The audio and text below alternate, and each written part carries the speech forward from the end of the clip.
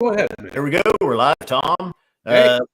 Welcome, everybody. We've got a 3-bottle Distillery Dive we'll be doing tonight. Brand new. Be available tomorrow at 1 p.m. Eastern Time. I'll let Tom go in, though, now and jump right in. Well, no, wait. Let's do it tonight. Brand new. Be available tomorrow. I knew that was going to happen. 1 p.m. Eastern Time. Hold on. There we go. That sounds better.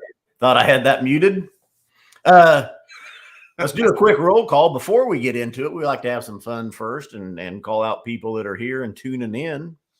Cat in the Garden was the first one here tonight. Matt Ryan, Wes Jolly, Big Dog, Brian Baumstein, Pickley Dew, Castillo, Montoya, Brian McCoy, Dale Barbu, Robert G, Hisham Shaban, Robert Anderson, G-Cap is here.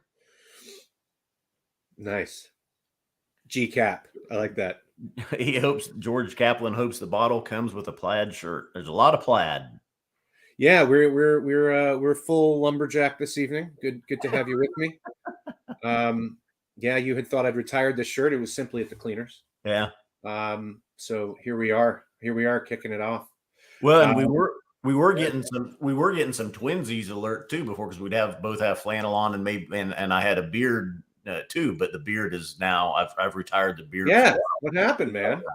I would consider shaving mine, but my daughter would just cry too much, so that's that's not in the cards for me for the next year or so. But anyway, man, great to see you, Scott. I hope everything's well out in Kansas. Spring is basically sprung here in New York.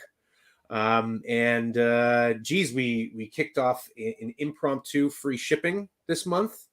We said, hey, like, feels like energy's kind of weird, like everywhere, for multiple reasons. Let's just freshen it up and pay for some shipping for our members for at least for a week. I mean, yeah, it's the best we can do, really. It's an expensive proposition for you folks at home, and it's a small gift, if you will, and hope you take advantage of it. And we have a little bit more ammunition for you tonight to hopefully push into collecting some bottles and getting into some new taste adventures. Today we have our fourth distillery dive. So I'm really excited about this one. Matt Ryan, it's near a river. It's not near the sea, although I guess anywhere in Scotland is kind of near some sort of sea. Yeah, it's not a very large place. But no, we're in the heart of Speyside this evening. We're on the River Spey in a little village called Rothes. And in that little village is a little distillery that probably, I'd venture to guess, about 80 to 90% of our membership do not know at all by name. Should we just go for it now? Or do you want to taste? What do you want to do here, Scott? Let's. Are we going to do some tasting without divulging? Or are we just going to... I think we should have, though, too. We should have told people, for those watching, that we have a special just for them this week. We'll give them free shipping, and there's not even a code, So that's right. A little special for everybody that's watching the live tonight. Oh yeah, that's great. That's you're the master marketer. I just don't have that kind of that skill. So what do we do here? Do we just hop in? This is my first distillery dive, so you've been involved with the other. So, I was looking forward to this. We do have their three separate casks from the same distillery. All the distillation dates are the same. So this is from the same distillation batch. They were put into 3 hogsheads, and then they aged for 9 years. Right. We've got 3 slightly different, ABVs here, but 3 different flavor profiles. And I was kind of excited as well to kind of get here and see what differences can wood make, Right, because that's kind of, they're all first fill ex-bourbon hogsheads, but there has to be something going on here with the level of barrel activity between the 3 of these, right? Yeah. because all of these three casks came from the same spirit run, you know. Mm-hmm. So, you know, was it a short or long fermentation? We don't know. This distillery does them both. I would probably venture to guess that it was a shorter fermentation. But aside from that, the specs like really line up. In the meanwhile, our tasting panel has given these three different flavor profiles. So I thought it would be really interesting to get into these and really take a deep dive and see what we can unpack here. Yeah. So our first couple of distillery dives had to do with vatted casks. So we had barrels of whiskey that were married together and then recast into either different sherry casks or the same first fill ex bourbon cask in Distillery Dive number 4. But here, these are all single cask, single malts that are being explored. So that's kind of a new layer to this for us. And we had distillery number 16, I guess, in January, where those were a couple of secondary maturations in different sherries. So these are all ex bourbon. So this is like for you purists out there who are really into picking out the nuances in these whiskeys. And honestly, I think this is like sensational seasonal whiskey. Just like the lightness, the freshness of these drams. I think it goes very well with this time of year. You know, it's kind of the cool weather is kind of subsiding, and you know, there's the, you know, all that spring renewal in the air and that kind of thing. So, I think these work really well. So without further ado, do we want to just let's get into this? All right. Yeah. Here's I'll turn on the ticker here for the first bottle. Yeah. So we are with distillery number 80 today, guys. Distillery number 80. I don't know if you can raise hands? You can't really raise hands here, can you? No, How many people, I'm sure somebody can name the distillery, it doesn't matter, but have you had many outside of society casks from this distillery? Because this is, I think, one of the really cool things about the society and what it brings to the whiskey lover around the world. Distilleries like this that never see the light of day outside of blends. So these are some pretty incredible single malts that, if it weren't for the society, very likely would all be in one big, you know, blended Scotch whiskey. So it's really, I think, one of the coolest elements of the society that they're casting a spotlight on these distilleries that are very rarely seen. Maybe a few independent bottlings here and there, but it's mostly most of these expressions are coming through the society. So this is a really cool one. Huge part of the J&B blended Scotch, and I don't know. I'm really excited to get into these guys. Connor Norton points out, he says, my first bottle bought with his membership was from number 80. Haven't had one since, though. All right. Well, we've got 3 here that are all pretty cool. And you know, I mean, certainly a commonality amongst the 3 of certain attributes, but then you have these little offshoots of either texture or spice or oak impartment, or maybe a combination of those elements. So I think a really cool exploration for members who want to just lay back and enjoy some very textured, you know, kind of more mellow spirits, or for those of you who want to super geek out and you know get down and dirty with it, you know. Yeah. I think it'd be even neat just to show people, you know, house guests or your other whiskey friends, something, just kind of go through. Here's three casks, all distilled on the same date from the same batch, all aged in ex-bourbon hogsheads, but they have different profiles, and just show the difference that, you know, different oak staves or oak from a different tree can make on whiskey.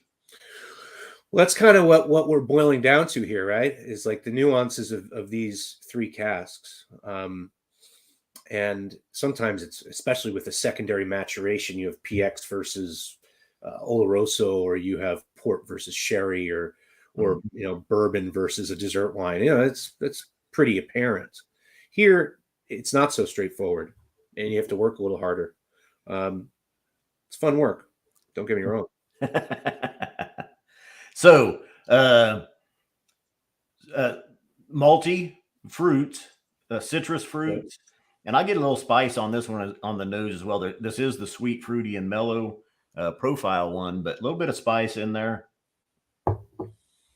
Yeah, I mean, I get a fairly soft spice, kind of a white, dusting of white pepper, maybe.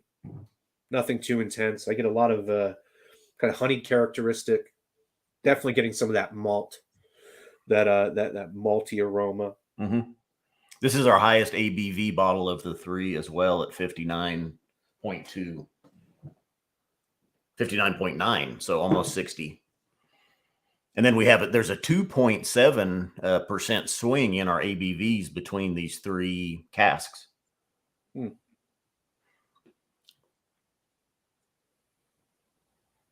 go in. All right. Cheers.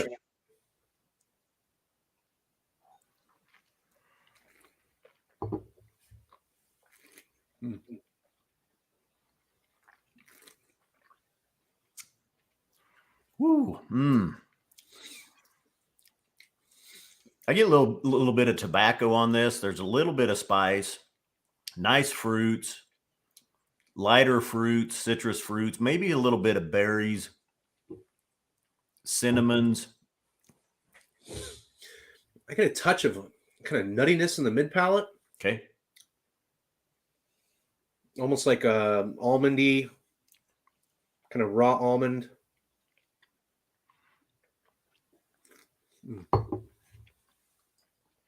Touch of tropical.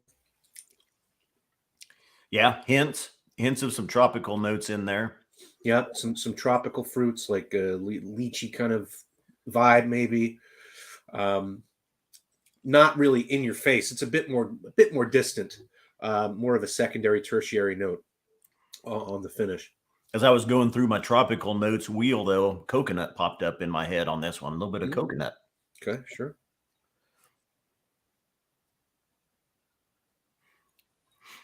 Well, I was talking about that freshness. That's just really kind of high-toned, what I would call a high-toned dram. Yeah.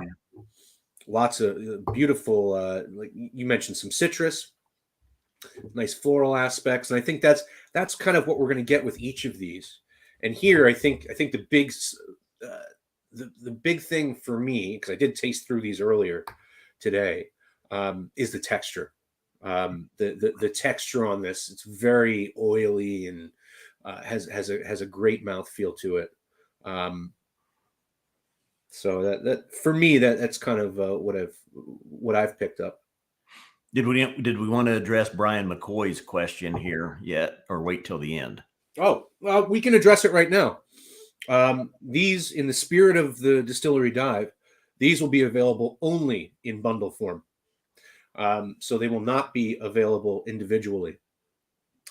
Now, the allocations were such that the one, I guess, two are slightly lag, or rather lead a third.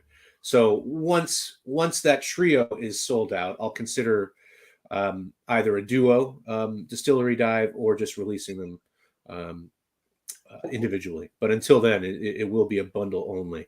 So it really, this is an exercise that should be done with all three. So. Little malted, the Whoppers, milk chocolate around that little. Oh yeah, love those things. Coming out, and I added some water. I put a couple drops of water in here, but I was gonna. So all three casks, same distillation date, same run. 16th of January 2012 is our distillation date on these, and again 59.9%. This is our highest ABV.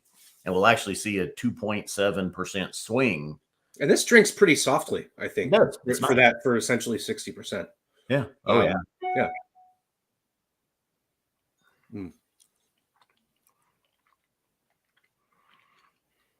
Ooh, yeah. Yeah, water starts to bring out more of the citrus, more of the fruit showing now.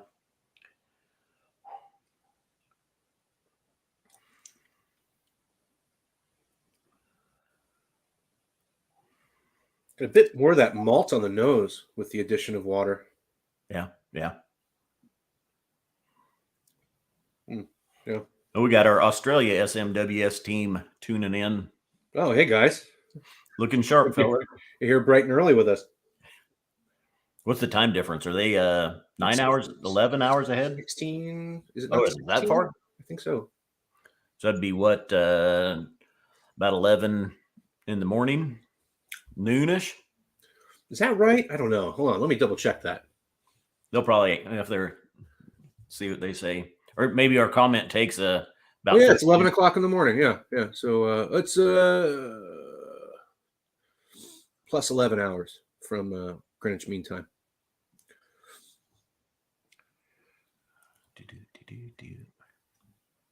Oh, sorry. Motion lights. Always gets me every time. So anyway, really nice kind of, I think that flavor profile is spot on, sweet, fruity, and mellow, even at that ABV. You have some really nice honeyed, malty characteristics, a very light kind of white pepper on the palate, that kind of cinnamon I picked up on, spice, and a really nice oily texture, really silky texture throughout. Nice finish. It's a very nice dram. Yeah. And so the next one we're going to go to is in the spicy and sweet profile. You have those bottles, Scott. I know you have a really awesome camera. Do you happen to have those bottles that you can hold up? Can you hold up the first one? Yeah. Yeah, and I guess we didn't say it's in the ticker, but casual scoffing. Yeah, casual scoffing. I don't know if I can get it close enough where it'll focus here. Distillation date, Speyside, first fill ex bourbon, 59.9. It's a little blurry, but it's okay. Thanks. Yep. So that's the first one of our flight. I think it's a nice way to kind of kick it off, whether it's 11 o'clock in the morning in Australia or 8 p.m. here in New York. I'm going to leave a little bit there, and then I might even do a little go back and forth here in a little bit before we're done. Uh-oh. I drained mine. Oh. Okay. I have more. So we'll move on then to 80 so yeah, that one's 80.26. So that was the 26th cask from distillery number 80. We're going to move on to cask number 27 from distillery number 80, Among the Flower Garden.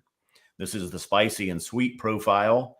And again, first fill ex bourbon hogshead. It's the same distillation date as the first bottling. This one, 58.6% ABV.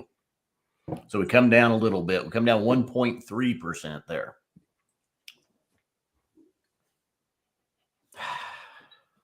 It might be helpful to mention that the original title of this, before the TTB dug their claws into our marketing, was Sabayon Among the Buttercups. So that's what was it?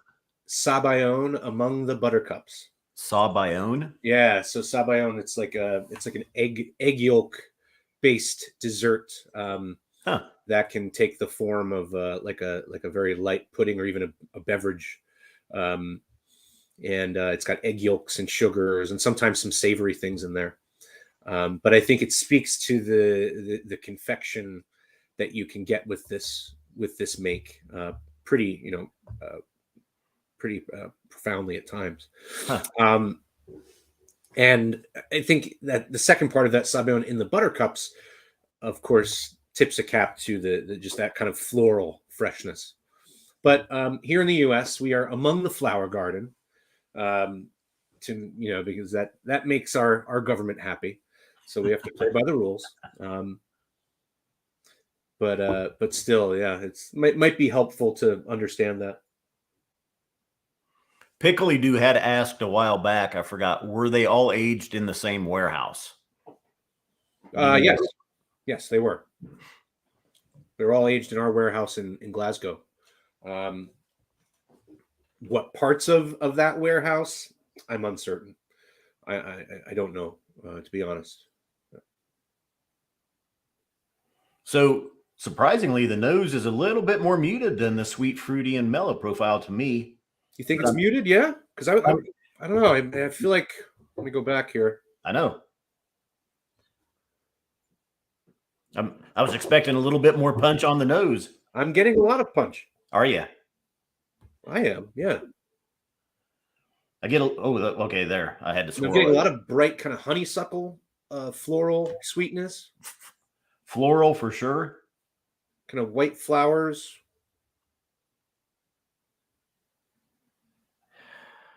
A little touch of mandarin. Again, bright and fresh. These are the terms that keep coming to mind. Yeah. With this whiskey, which isn't such a bad thing in mid to late March. Yeah.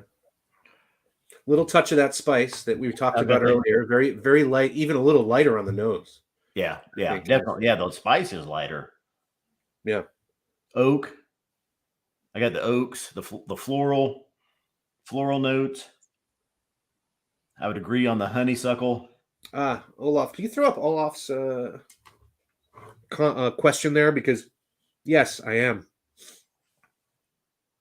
It's almost like a kind of a marzipan. I mean, it's not quite marzipan. Again, I go back to this more of like a raw almond characteristic. Yeah, you had that on the first cask. Yeah, sure. I remember you called that one. Didn't get it on the nose, but here I'm getting a bit of that. And he may, yeah. I mean, Olaf is saying it's often said to be part of the distillery character, and that's they're using a cloudy wort. They're not they're not creating a clear wort, so a bit more fatty protein compounds that are being fermented, and thus a bit more of that nutty character is coming out. Nice. All right, I'm gonna go in on this one on the palate. Yeah, that's like another level of in intensity on the nose here for me. Mm-hmm.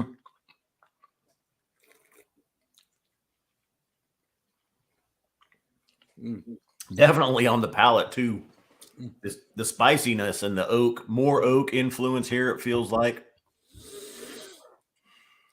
Yeah. Ooh, that is like black pepper spice, man. Woo! That's and good. Little cigar wrapper, dry tobacco in there. That's the second time you've gotten the dried tobacco. It was lighter on the first one. This one was more. I mean, it was definitely more pronounced. Came out right up front. Definitely a little bit more oak here. Yeah. Nicer spices, or I mean, deeper spices. Definitely that. I mean, we have solidly gone from a dusting of white pepper to a mouthful of black pepper on the finish, I think, which I love. I throw black pepper on every single thing. Yeah, that's pretty in your face, I think, and probably dictates that flavor profile of spicy and sweet. Malty, I mean, it's almost some of those same characteristics are in there, though. I mean, underlying, it's almost like you'd guess or know this was like, a sister, distillery or, something like that. Yeah. I mean, I'm getting a lot sturdier or maybe richer confection character, almost like a straight up like flan almost on the mid palate before all that pepper takes over on the finish. I'm also getting quite a bit of that marzipan. Maybe I kind of put that in my own head, but now it's like, do you ever have like 7 layer cookies at the holidays or anything like that? No, but no. Oh, Scott, I'm going to send you 7 layer cookies. Are you serious? Oh, they're so good. Anyway, a lot of marzipan in there. That sounds like marzipan, chocolate, a little bit of raspberry jelly. Yeah. That's the holidays, buddy. I threw a couple drops of water on mine here. Okay, I'm gonna do one more neat taste.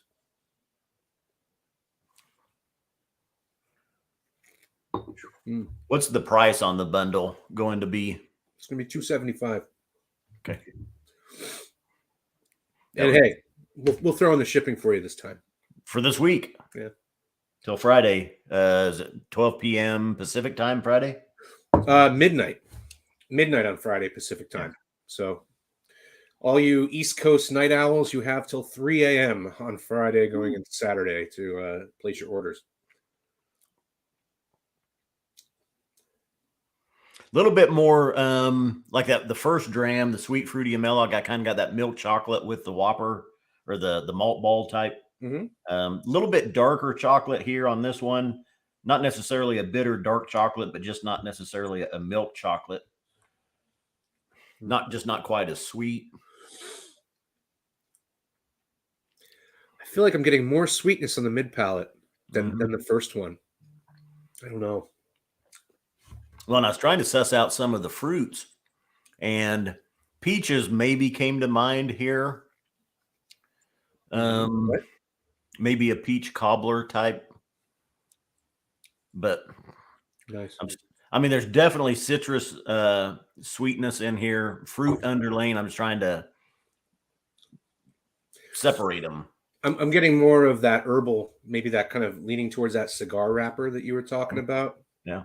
Something a bit more savory, herbaceous. Yeah. On the, mid palate going into the finish, which just, provides a bit more depth, a bit more structure. Yeah. Wow. These are herbal. These are pretty impressive so far. As I say, I was excited because I was really interested to see what can, like I say, that same distillation date, 3 different barrels, same types of barrels, but what can happen. And it's very interesting. Yeah. Richard asks, when are we doing a 66 deep dive? Oh, hopefully soon. Don't quite have the inventory for that at the moment, but we'll see what we can do for a 66 deep dive. That would be cool. That's a fun distillery. I think it's also important to shed a little more light on this particular distillery and others like it. I think in the future that maybe don't get the benefit of the commercial kind of effect of marketing and everybody getting to taste these single malts everywhere they go. This is one that you're just not going to find unless you're really, really digging around for it. So let me ask you though, 9 years ago, when our members are buying casks, they're sorting out casks that they want. Do they at that time think, hey, let's get those 3 and do this comparison? Or someone, a few months ago was going through the warehouse and they're like, look, there's 3 casks that were same distillation date, same cask type. Let's do a distillery dive, type thing here and see what we get. The latter for sure. So basically I was like, hey, let's do this. It's like, I was like, hey, this looks cool. Like why not get into this single cask expression that the society is known for? So it's, to me, it's really easy, like we were saying earlier, to pit Pedro Jimenez against Oloroso, or at least side by side with. They don't need to compete. It's not about competition. It's about just taste revelations here. So it's easy to have an ex bourbon versus an ex dessert wine. Is it so easy to have this exercise? Not quite as easy, but I think once you discover that even though all of these similarities are at hand, there still is so much individuality in each of these casks. To me, that's the essence of the society, is that individuality and what each of these bottles brings to the table.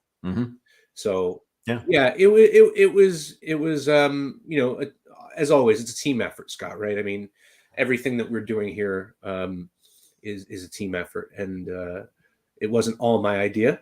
There were others who were involved in that decision making, but yeah, I mean, I think it's a worthwhile endeavor.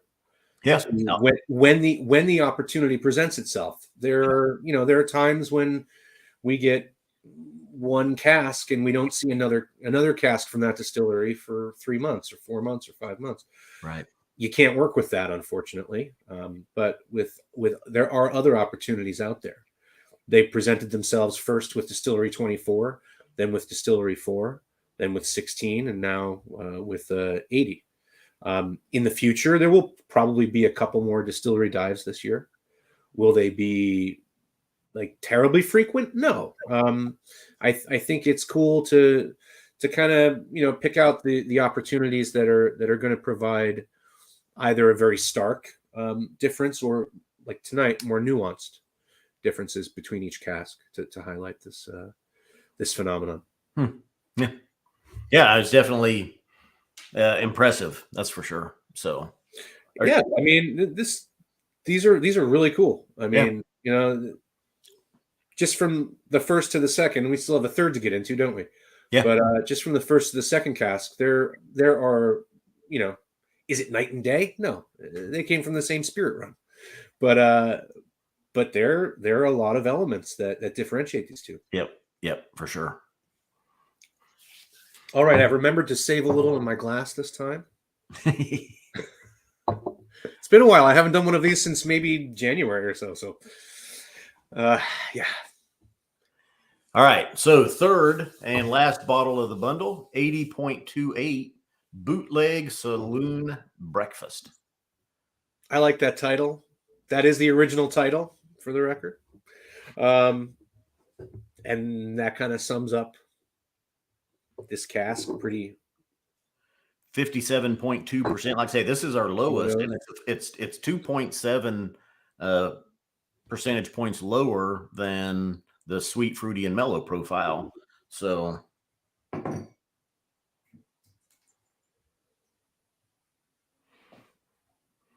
let's look at our tasting notes from the last. We didn't look at the first one, but since we just got done and it's fresh on everybody's mind, let's just look at our tasting notes here from the bottle on the spicy and sweet one we just did. Floral and fruity, Rabina on a tennis court, or Sabayon among buttercups. Sherbet, lemons, blood orange, and honey with a peppery finish. Agreed. Agreed. For the most part, I don't know if we got either one of us got a tennis court in there, but well, you could maybe, we talking true surface? Are we talking clay? I mean, that's a whole new. I mean, was it a grass tennis court? Are we playing at Wimbledon? There could be, the honeysuckle. Other deep dive. The flowers alongside the court. Well, maybe they were getting tennis balls. Like like sometimes you crack open a new package of tennis balls. And, there's that certain like kind of new sneaker smell. I didn't get that, but so maybe we'll go with the flower boxes lining Wimbledon's grass tennis courts. This one still malty jumps at me, but more vanilla than I got on either one of the others. Maple syrup. A light kind of amber maple syrup. Oh yeah, that's nice. Not near the spice that was either. I don't hardly any spice at all here for me compared to the other two. I'm getting that cinnamon a little bit that you picked up in the first one. Definitely no pepper. No more pepper. Kind of cabinet type spices. Cinnamon, maybe nutmeg. Maybe a touch of that. More cinnamon stick. Yeah, that's good.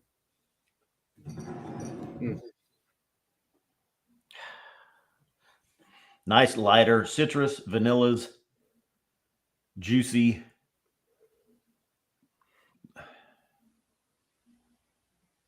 Yep.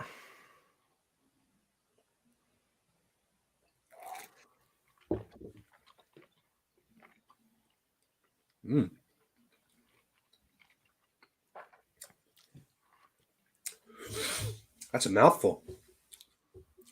Yeah. none of the peppery spice that from the one we just came from, the spicy and sweet. No, Definitely. Vanilla was like the first thing on the palate for me that just really swept across. For me, it's almost like a orange flavored dark chocolate type thing going on. You mentioned in 80.27, the chocolate you got was a little darker than the first one. Yeah. And I feel like it's darker still. Huh. Going from a milk chocolate to maybe some kind of dark chocolate. Plenty of, I mean, it's almost kind of boozy, boozy chocolate. Mm.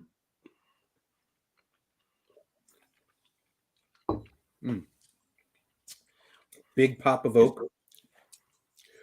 The tannins don't grip, but they're, the structure is there. Yeah. I think when you think of the juicy oak and vanilla profile, I mean, this is just a mouthful of that. A little bit of juicy fruit gums, a little tropical, getting some lighter papaya, maybe even a little tangerine, lemon zest. That same malty character that's been in the other two. Not as strong, though. Probably the least showing here. It's more just on the tail end, the finish, a little bit more present on the others. I get a bit of chili spice on the finish. But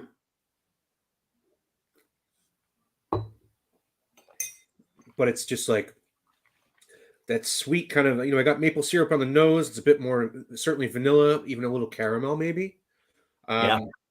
With that oak, with that touch of chili spice. That's a really good dram. And interestingly, you said it was a couple points lower than the others. I think that this has probably the most like kind of pop behind it, maybe the most concentration. What are the outturns? Oh, that's actually, no, it's not the lowest outturn. It's 236. Okay. Interesting. Sometimes when you see a cask, especially let's say a hogshead, which should certainly be somewhere around 250, and then all of a sudden you see an outturn of, I think most recently we saw a cask that was out of a ex-bourbon hogshead. There was like an outturn of 136 bottles total. Oh wow, that's low. So to me, that just says like concentration of flavor, and I'd certainly get that concentration here. The oak is popping. So we were talking about oak earlier, and we kind of surmised that it could be from a certain distillery owned by Diageo in Kentucky that will remain unnamed. I don't think Diageo has too many distilleries in Kentucky, so you could probably put it together.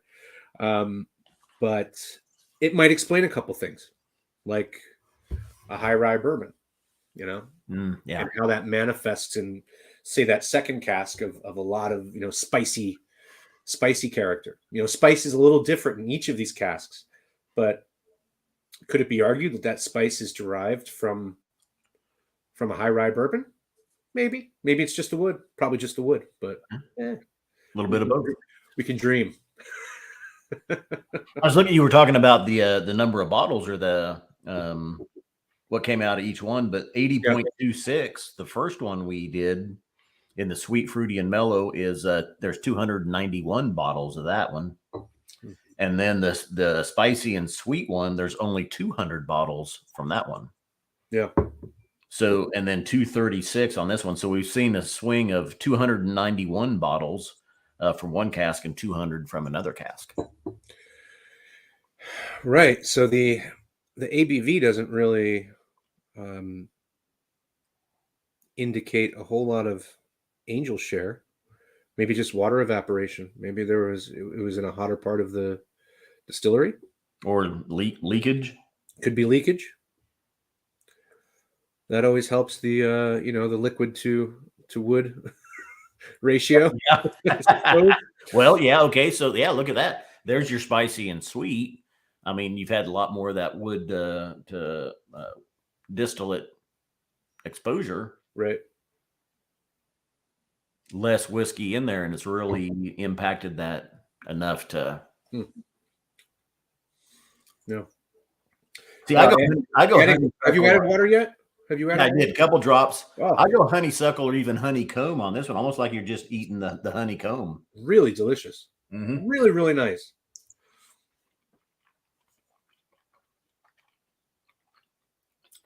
Amazing. Without water, it doesn't really have the texture of the first whiskey. I think the texture that 80.26 had neat. With water, I think it might have even more silkiness to it. It's really nice. I actually thought that the juicy oak and vanilla one palated like it was a little bit older. I mean, these are all the same age, they're all 9 years old, but it just felt like it was a little bit older, like it just had a little bit more time in that cask. I don't know why. It just felt a little bit more depth on it. But I'm going to go kind of do a quick back and forth here from each one and just see. I'll start with sweet, fruity, and mellow, 80.26. I'm along for the ride. Just do a quick rundown right here. Yeah.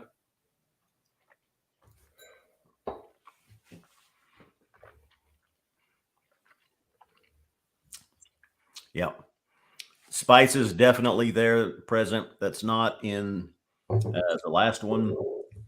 Still nice citrus fruits. Nice spice. Milk chocolates, malt. Yep.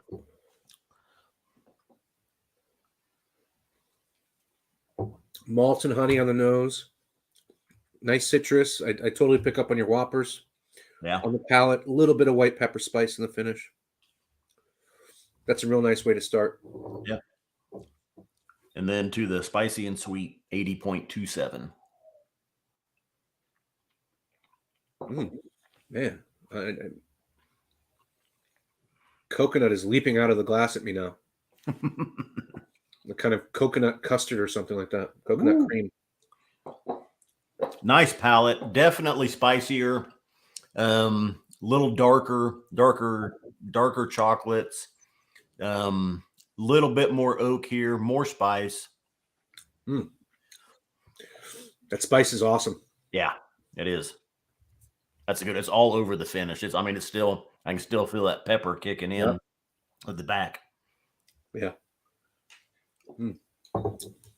And juicy oak and vanilla, 80.28.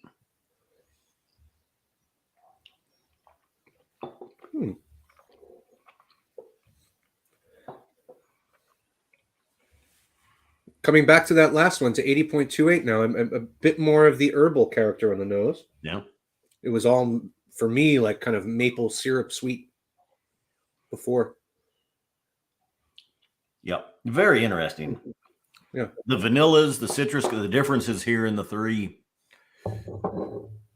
It would be neat if you Real good. buy the bundle, and your buddies are over and kind of run them through the tasting and then give it to them blind and have them pick which one is which. And I think most people would probably be able to pin them down. I think so. Yeah. Yeah. The three different profiles, like I say, that are there that's really interesting. That's really neat. So would you consider this a success? Oh, yes. Obvious. Yes, absolutely. All right. Nice. Yeah. I like it. So. And that's what I say. I was excited to get in when I knew this was coming up and seeing it. I kind of wondered how the three, just three different barrels from the same run could do. And it's a very, very interesting. Well worth it. It was planning this several months ago. It was a theoretical roll of the dice. I mean, the hope is that there are discernible differences between these casks, and that has played out, perfectly. And it just gives us more fuel to do more of these in the future. I think it's a really interesting exercise. It's a really cool exercise, and kind of getting into these different distilleries and focusing on their styles. It's only going to help the overall journey, I think. So yeah. Now, cool. and we're just guessing on that all 3 barrels are from, or hogsheads are from the same distillery, but this distillery is a Diageo owned distillery, and we're guessing that the cask probably came from another Diageo owned bourbon distillery. Yeah, I mean, it's kind of how it works with the larger drinks companies. You know, they try to keep it in house as much as possible. Yeah. When you see even the difference in the ABVs, though, and then even the difference in how many bottles came out of each one is very interesting. I think that played a huge part on that spicy and sweet one, where there's only 200 bottles from that cask. Yeah. Yeah, for sure. I mean, that I think you're probably correct in assuming that. Yeah, for sure. So, yeah, I mean, it's a fun trio. You know, it's a really fun trio. There's there's 50 and change of them out there that'll be released tomorrow at 1 p.m. And just to remind you, anyone who joined late or hasn't gotten to their emails today, we are offering free ground shipping on all orders placed this week through Friday at midnight Pacific time. So take a look at your collection. Maybe there are some holes you need to plug, or something you've tasted that you want to stock up on that we still have in stock. Good time to do it. And yeah, I hope you guys enjoyed this. Sounds like you enjoyed yourself, Scott. Oh yeah, absolutely. Nice, man. Yep. Well, it's great to see you. What parting shots do you have? I must be missing something. No. Should we talk about events? Yes. Okay. All right. And you know more on that end than I do. Well, we have events in April. On the 3rd and 4th of April, we have our out-term previews in different cities around the country. If you are too far outside of those cities or just can't make it for whatever reason, Scott will be holding down the virtual fort with a preview on April 4th.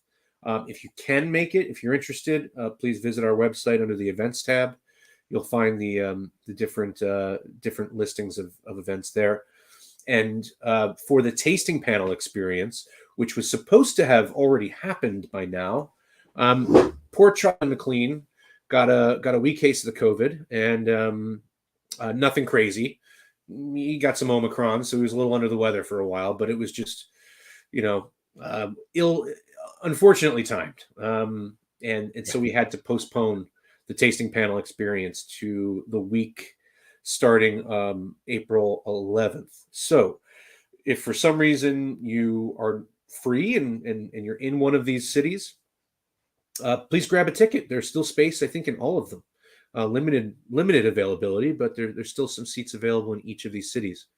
So we would love to see you. I thought I might have got in trouble when Mark Gillespie joined me for the mid-month out turn.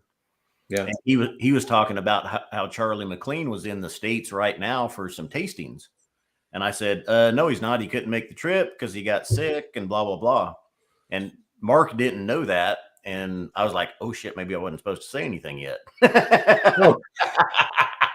But no, it was like, I think that was just last week when we had already alerted people that had bought tickets. Yeah. I don't think we just had broadcasted or advertised it to everybody else, but yeah, for a little bead of sweat formed. I was like, oh, maybe I wasn't supposed to say anything yet. Well, yeah, I mean, when that happened, I reached out to everyone who had purchased a ticket, but we had to move that along. So anyway, hopefully those of you who maybe couldn't come in March can come in April. And and then so we have a lot of fun stuff going on. Yeah. Yeah. I was going to look at so real quick. I know we're even past that now. I kept meaning to look at the tasty notes on the juicy fruit and oak to see what they have on here.